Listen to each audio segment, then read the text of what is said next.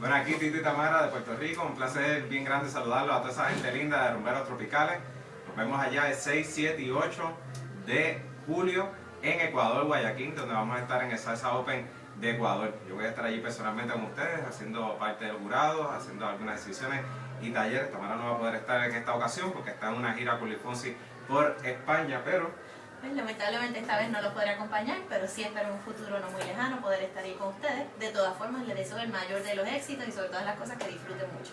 por aquí también nos acompaña Nelson, para toda la gente de Ecuador, los rumberos tropicales, Tito y Tamara. Desgraciadamente Tamara no puede estar, pero está Tito con su profesionalidad importante. Y Mauricio Hernández. Bueno, también recordándote que vamos a estar el 6, 7 y 8 de julio en el Centro Convenciones Simón Bolívar de Ecuador, haciendo talleres con más salsa y sobre todo directamente de Puerto Rico, Tito y Tamara. Seguro que sí. Así que los esperamos todos allí.